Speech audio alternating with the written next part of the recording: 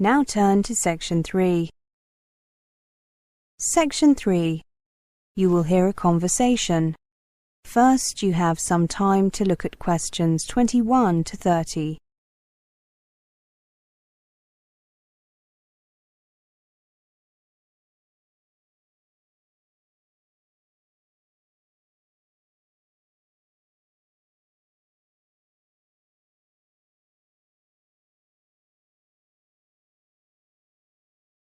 Now listen carefully and answer questions 21 to 30.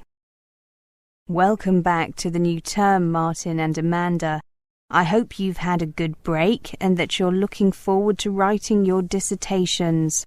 In this tutorial, I'd like to give you the opportunity to ask questions on writing the dissertation, such as requirements, dates, and who to see when you need help. I know that it's all available on the department website, but sometimes students just like to check or confirm information, or sometimes they need a little more detail. So, is there anything you'd like to ask? Is there a fixed hand-in date yet? On the website it said that one hadn't been decided on yet. I'm glad you asked that question. I just heard this morning that the deadline has been decided and it is the 28th of May. That's a week later than we had originally planned. What about the word limit? The website gave a very broad range. What was it, Martin? 10,000 to 20,000 words? I believe so, Amanda. Well, I believe that was a typing error.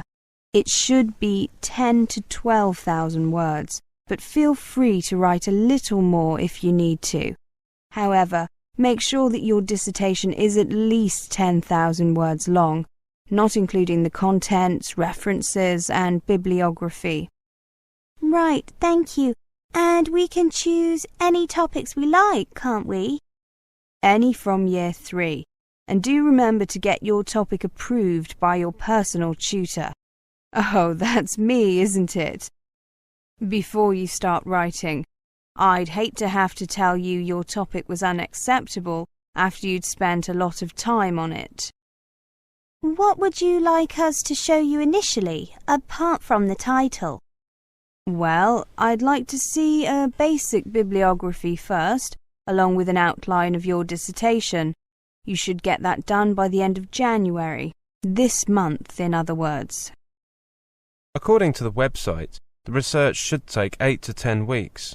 So that takes us from, well, until mid-April, basically. Yes, you should have the research pretty much done by the time you return from the Easter break. It seems like a reasonable amount of time, but I bet it disappears fast. It certainly does.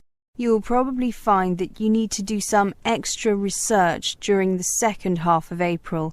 Ideally, you'd be writing then, but very few students get all the information they need, and the personal tutors almost always need to make some further suggestions.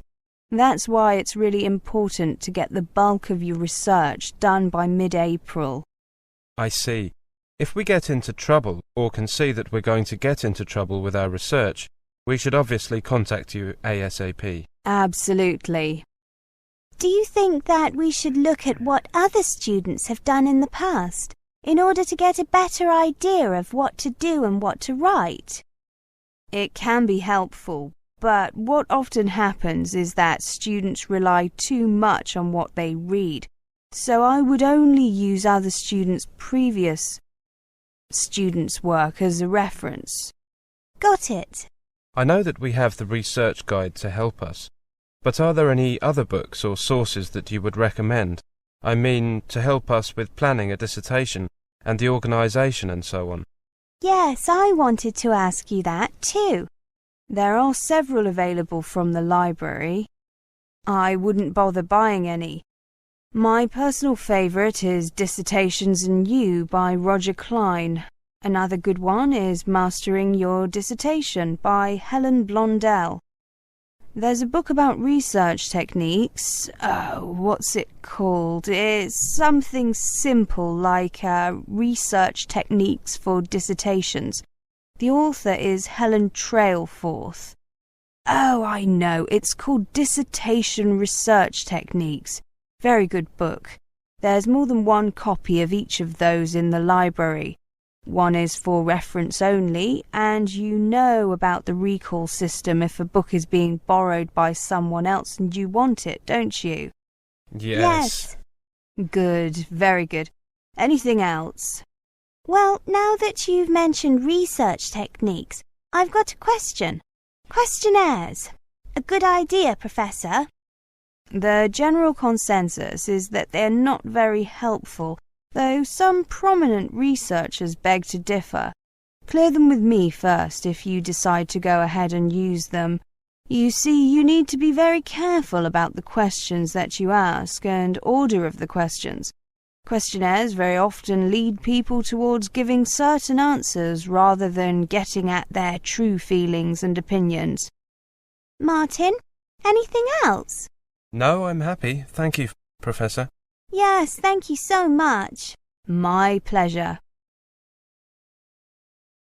That is the end of section 3. You now have half a minute to check your answers.